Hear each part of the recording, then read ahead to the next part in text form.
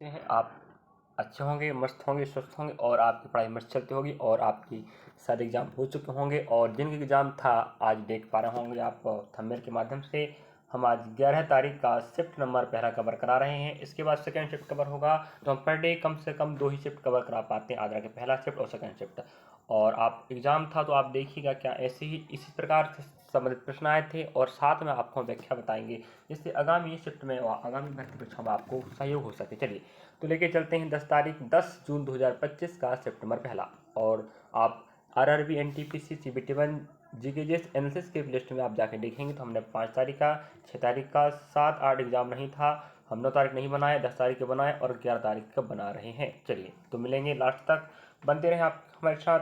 पहला प्रश्न आप देख पा रहे होंगे और आपको बता दूं हर शिफ्ट का हम प्रयास कर रहे हैं बनाने का, लेकिन 2 ही शिफ्ट कवर हो पाते हैं। दोनों शिफ्ट आपको इतना महत्वपूर्ण प्रश्न देंगे हम आपको एक्स्ट्रा फैक्ट के साथ, व्याख्या से विश्लेषण, जिससे आगामी शिफ्टों में सहयोग होगा। तो देखिएगा, चलिए यकीन के साथ देखिए, विश्वास के साथ देखें। एम.एस. स्वामीनाथन पुरस्कार 2024 किससे सम्मानित किया गया है?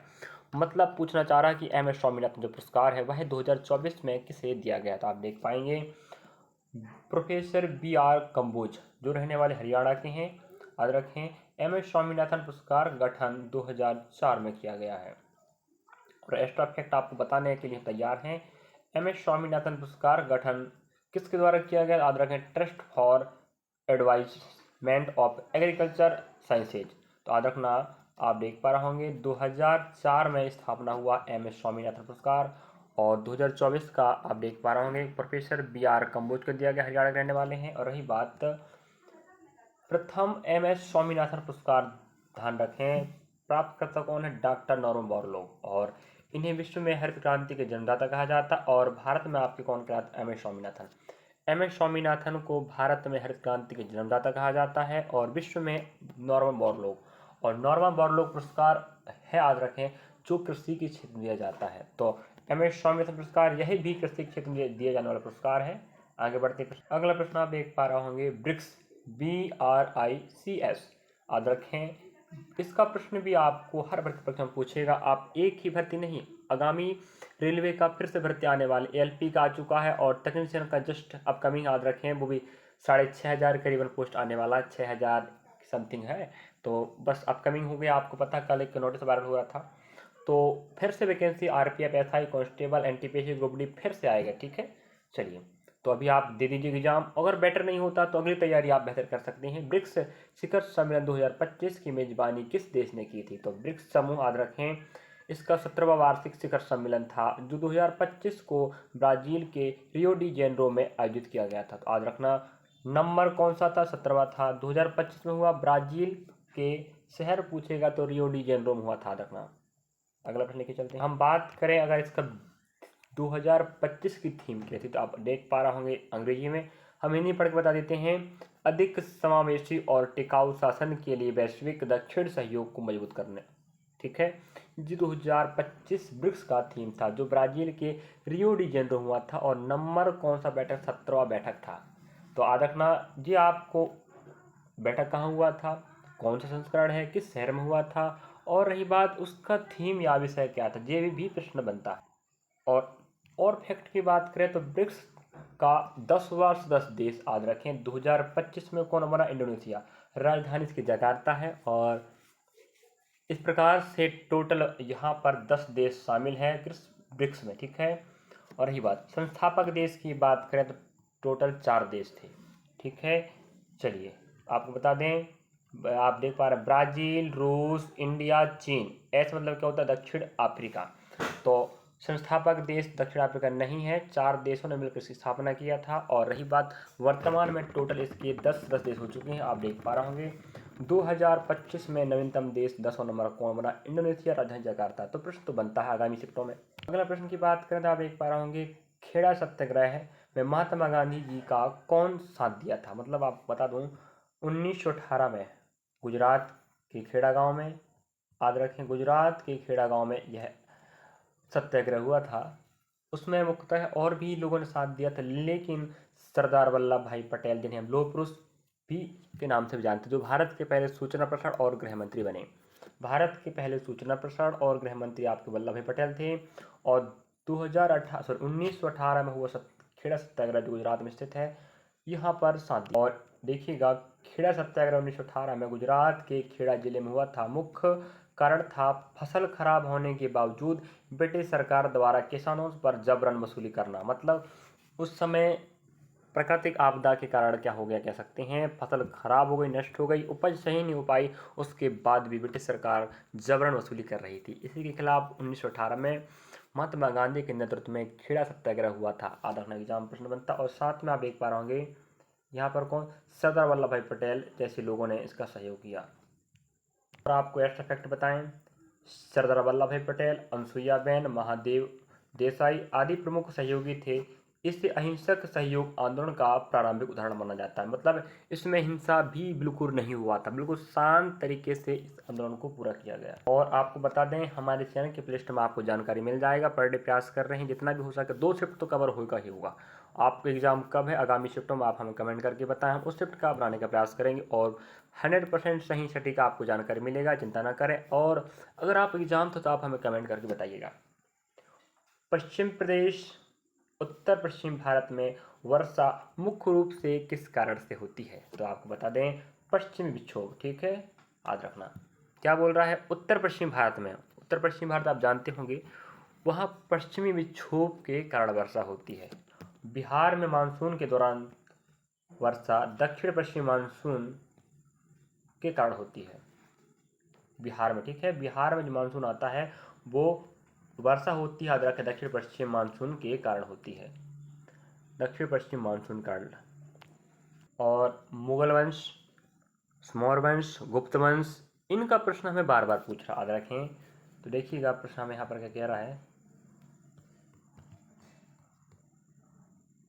यहाँ पर हमें प्रश्न कह रहा है, मौर्य वंश में अशोक का उत्तराधिकारी कौन था? अब बता दें, सबसे पहले कौन था वो बताएंगे, चंद्रगुप्त मौर्य, बिंदुसार, फिर अशोक आया। तो अशोक के बाद पूछ रहा है कि उनके उत्तराधिकारी रूप में किसने राजपाट संभाला? तो दशरथ मौर्य, वह अशोक के पोते और बिंदुसार का पुत्र था। कहने का मतलब क्या है, बिंदुसार का पुत्र था, समझ आएंगे। वह अशोक के पोते और बिंदुसार का पुत्र था। कौन? दशरथ मौर्य, ठीक है। और रही बात यहाँ पर, मौर्य वंश के संस्थापक चंद्रगुप्त मौर्य ने 322 ईसा पूर्व में किया था और 150 ईसा पूर्व तक इनका राजपाट चला था। याद रखेंगे, मौर्य साम्राज्य का सबसे प्रसिद्ध सम्राट अगर पूछे तो आप क्या बोलेंगे, चंद्रगुप्त मौर्य नहीं, सम्राट अशोक आएंगे। और फैक्ट की बात करें, अगर आप बोले कि प्रसिद्ध सम्राट सम्राट अशोक, मौर्य कालीन जो राजधानी थी वो पाटलिपुत्र पटना थी। मौर्य साम्राज्य में शिक्षा का प्रमुख केंद्र था तक्षशिला था। और आपको पता होना चाहिए तक्षशिला कहाँ पर है, कमेंट करके बताएं आप लोग। आपने नालंदा भी सुना होगा, ठीक है, और आपने तक्षशिला सुना होगा। उस समय प्राचीन काल में जो शिक्षा के प्रमुख केंद्र हुआ करते थे। तो नालंदा कहाँ है आप कमेंट करके बताएं, और तक्षशिला कहाँ कमेंट करके बताएं। मौर्य साम्राज्य में किस प्रकार की प्रशासनिक व्यवस्था थी? राजतंत्र, केंद्रीकृत या एकाधिपत्य थी? अशोक ने किस युद्ध के बाद बौद्ध धर्म अपनाया था? कलिंग युद्ध। जो ध्यान रखना, 261 ईसा पूर्व, वर्तमान में कलिंग को अब उड़ीसा कहते हैं। क्या कहते हैं? ओडिशा कहते हैं, ठीक है, याद रखना। राजधानी भुवनेश्वर है। तो 261 ईसा पूर्व हुआ था राजा खारवेल के साथ। उसके बाद रक्तपात देखकर उनका हृदय बदल गया और बौद्ध धर्म को अपना लिया। प्रश्न बनता है, याद रखना, कि सम्राट अशोक ने कौन सा धर्म अपनाया था? और जैन धर्म को उनके दादा अपनाए थे, कौन? चंद्रगुप्त मौर्य। और एक्स्ट्रा फैक्ट की बात करते आप देख पा रहे होंगे, और बौद्ध धर्म के प्रचार प्रसार के लिए उन्होंने अपने पुत्र महेंद्र और संघमित्रा के पुत्री को पहुंचाया था। कहाँ? श्रीलंका। आधा। ये भी प्रश्न कई बार पूछता है कि सम्राट अशोक ने हृदय बदल गया 261 ईसा पूर्व कलिंग युद्ध, राजा खारवेल के साथ लड़ाई के बाद। फिर उन्होंने अपने पुत्र और पुत्री, पुत्र महेंद्र और पुत्री संघमित्रा को कहा कि आप जाए श्रीलंका और बौद्ध धर्म का प्रचार करें। एक्स्ट्रा फैक्ट और भी देखिएगा, इतना एक्स्ट्रा फैक्ट बता देंगे आपको कि आपको भर्ती परीक्षा में बहुत सहयोग हो जाएगा। यकीन नहीं है तो ना करें, बाकी जो विद्यार्थी यकीन कर रहा है, जो देख रहा है, समझ रहा है, वो आप हमें बिल्कुल फॉलो कीजिएगा, हम आपके साथ हैं। बिल्कुल सब्सक्राइब करें, लाइक करें, शेयर करें, जिससे हर विद्यार्थी पर जानकारी पहुंच सके, वो पढ़ सके, समझ सके क्या इस प्रकार के प्रश्न आए थे। चलिए, अगर आपके सहपाठी का एग्जाम था और आप देख रहे हैं तो आप उन्हें अवगत कराएं कि क्या आपके भर्ती में इस प्रकार के प्रश्न आए थे। तो अगर वो हाँ कहता तो आप हमें अगले समय तक पढ़ सकते हैं।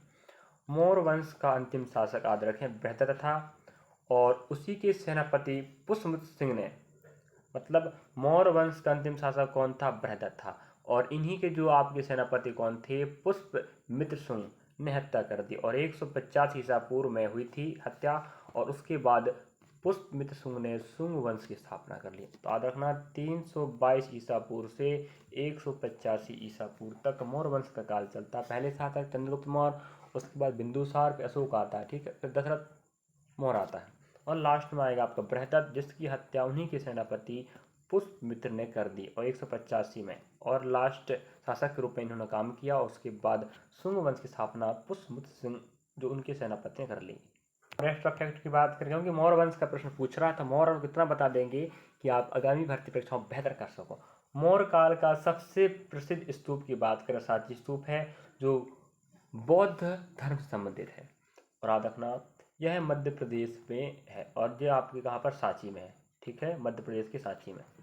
रही बात अगला प्रश्न की बात करें, मौर्यकालीन प्रमुख ऐतिहासिक साहित्यिक कृति कौन सी? याद रखें वो कौटिल्य की अर्थशास्त्र है।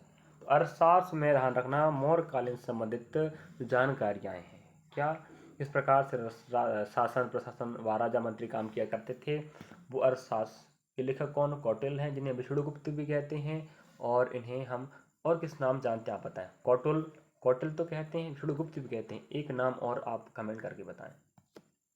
इनका तीन तीन नाम चलता, याद रखना। मौर्य काल में प्रचलित मुद्रा का क्या नाम था? तो ताम्र मुद्राएं या पंचमार्ण सिक्के कहते थे इन्हें।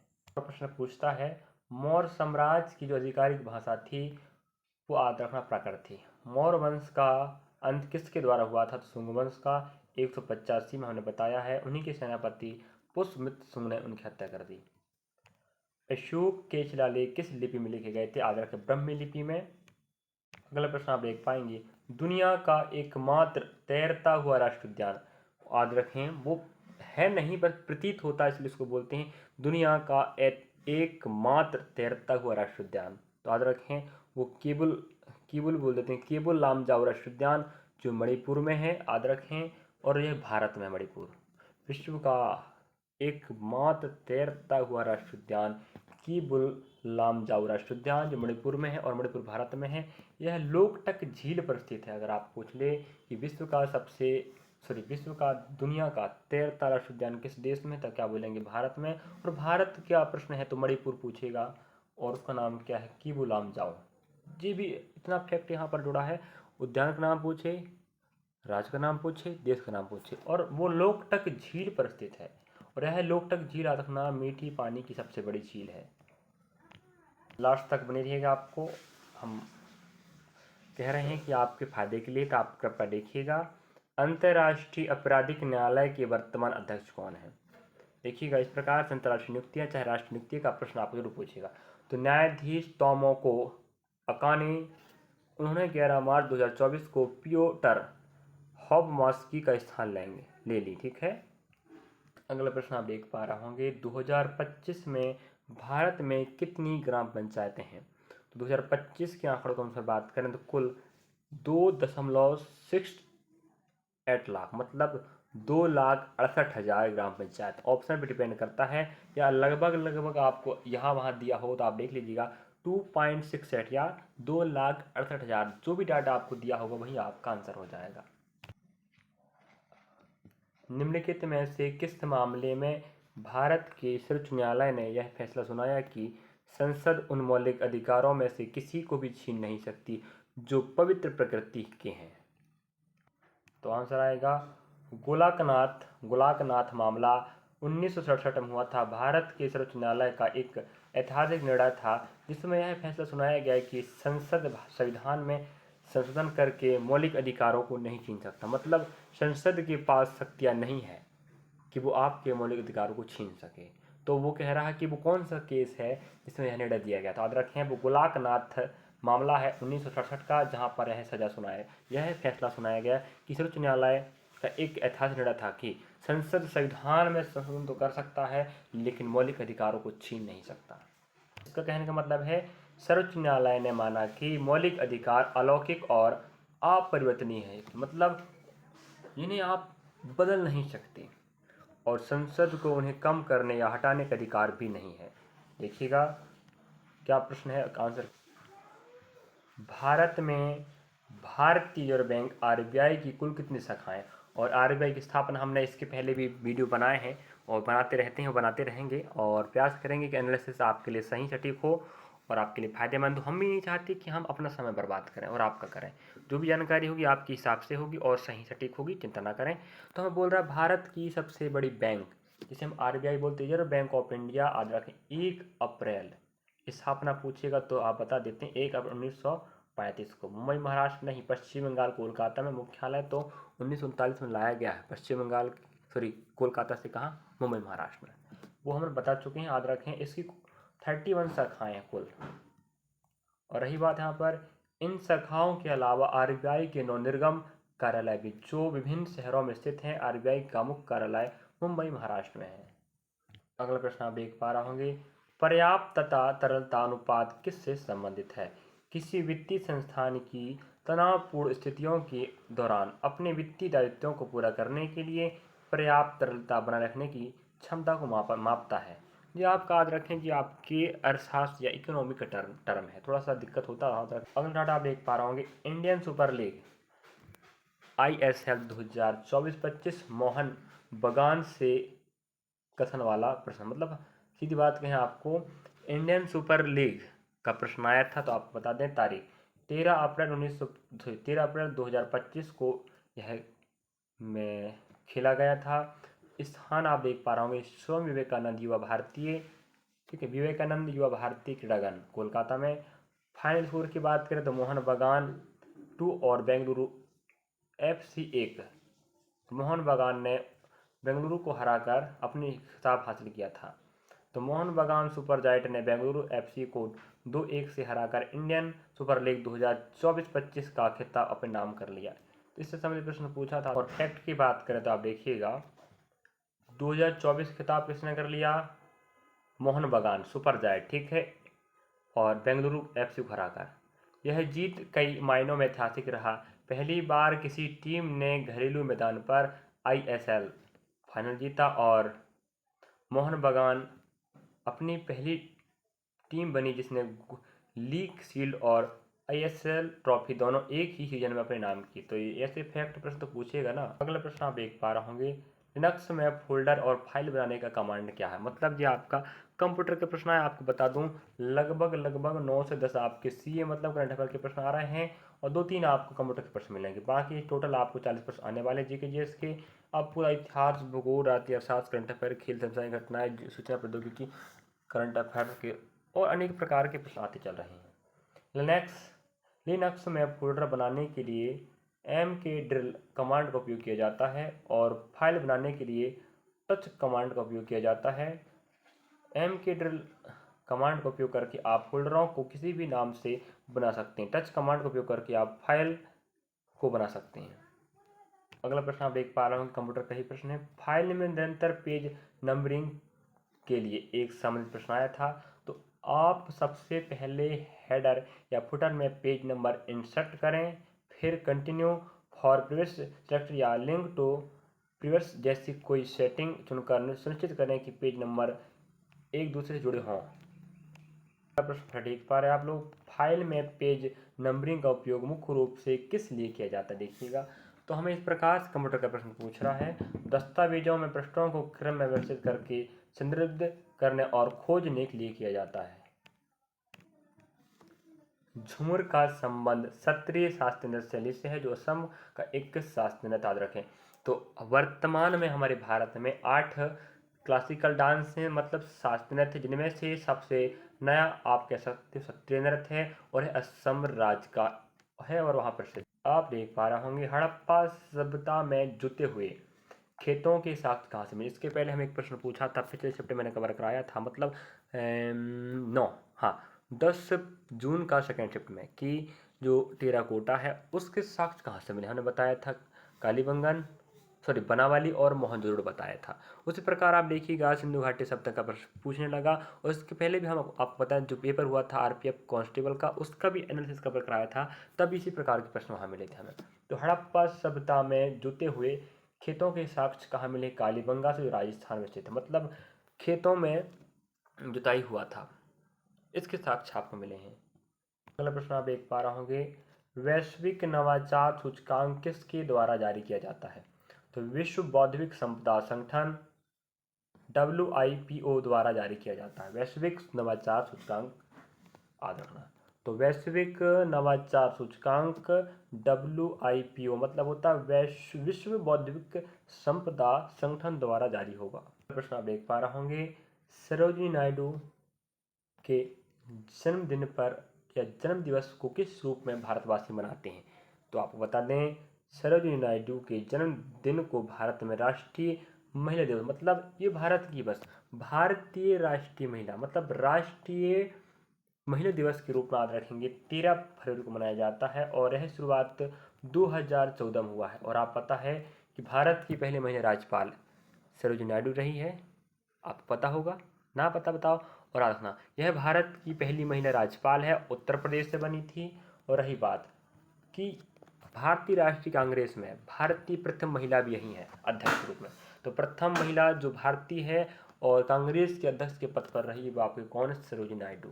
तो इनका फैक्ट तो प्रश्न पूछेगा, जो चीज़ महत्वपूर्ण फैक्ट वाला वही पूछता, कुछ भी नहीं पूछेगा प्रश्न, ध्यान रखें। अगला प्रश्न आप देख पा रहे होंगे, जब व्यक्ति 9 साल तक भारत में रहता है तो उसे नागरिकता प्राप्त होती है। और नागरिकता का प्रश्न हमें अवश्य पूछ रहा रखें, इसके पहले भी प्रश्न आ चुके हैं नागरिकता के, और हम कंटिन्यू प्रयास कर रहे हैं बनाने का, तो हम बनाते चल रहे हैं, तो हमें समझ में आ रहा है कि एग्जाम का पैटर्न क्या। आप भी देखेंगे, आप भी समझेंगे शिफ्ट बाय डे बाई, तो आप खुद भी समझ जाओगे क्या हार्ड, क्या शिफ्ट आ रहा है, इजी आ रहा है, क्या टॉपिक चेंज कर रहे हैं, आप खुद समझ पाओगे। भारत में 9 साल तक रहने वाले व्यक्ति प्राकृतिक रूप से नागरिकता प्राप्त कर सकता है।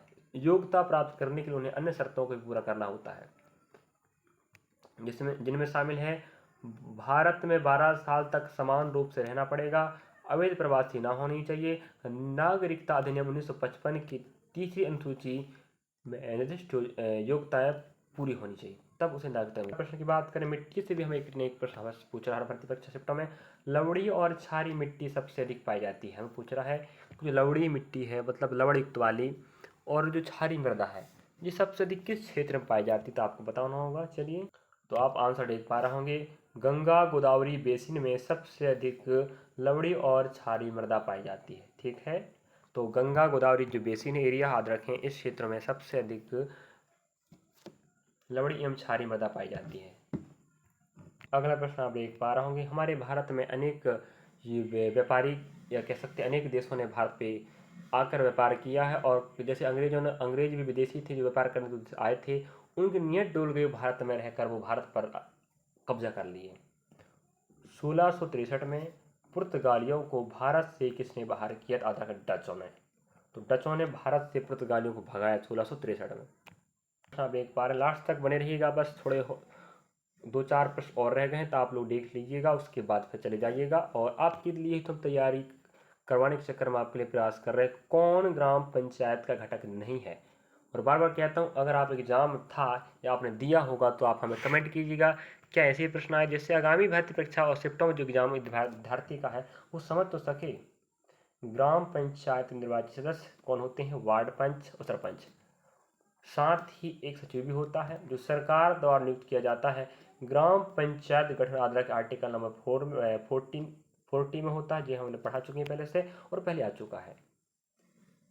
जबकि सरपंच पंचायत का मुखिया होता है, जो ग्राम पंचायत की गतिविधियों का संचालन व देखरेख करता है। ये बात यहाँ पर एक बार, ग्राम पंचायत 3 स्तरों में काम करता है, ग्राम पंचायत ग्राम स्तर में, पंचायत स्तर ब्लॉक स्तर में, और जिला परिषद। मतलब क्या है?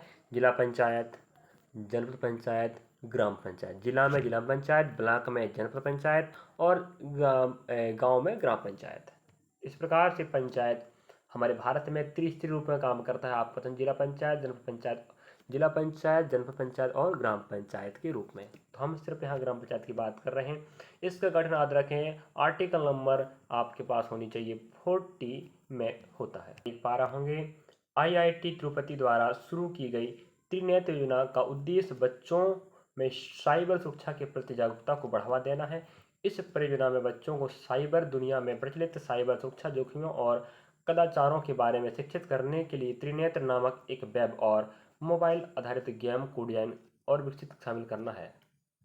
आपका ये इस पार्ट का लास्ट प्रश्न है, तो लिखना भूलें।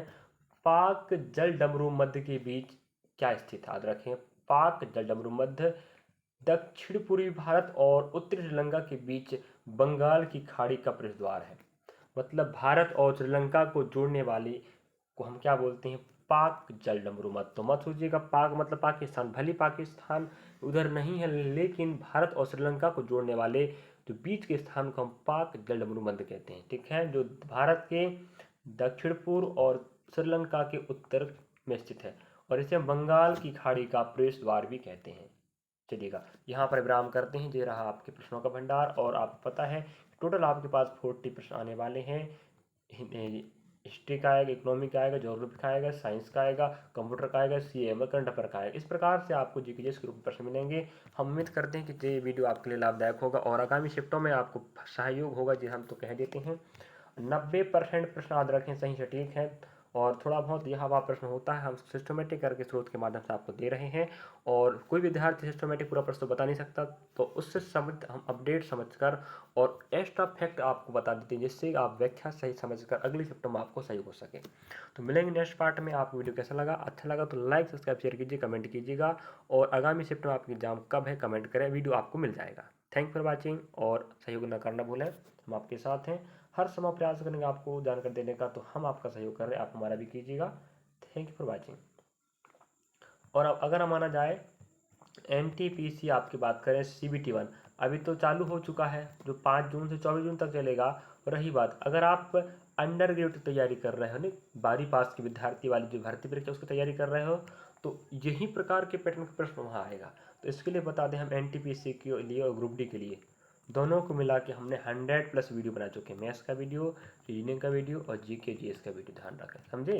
तो आप हमारे चैनल के प्रश्न नाम रहेगा रेलवे भर्ती परीक्षा 2025-26 NTPC ग्रुप डी RPF ऐसे कांस्टेबल के लिस्ट में आपको 100+ वीडियो तीनों पोर्शन मिल जाएगा, जो आप आगामी भर्ती परीक्षा और फिर से रिवाइज होगा। याद रखें NTPC ग्रुप डी और जो वैकेंसी फिर से आने वाली है, तो जब भी तो जो 2024 की चल रही है 25 की फिर से आएगी। तो तैयारी करते रहें। अगर आप इस बार मार खाते हो, अगली भर्ती परीक्षा में आप तैयारी बेहतर करके एक पोस्ट ले सकते हो। यही बार मेहनत कीजिएगा, आपकी सफलता आपके साथ।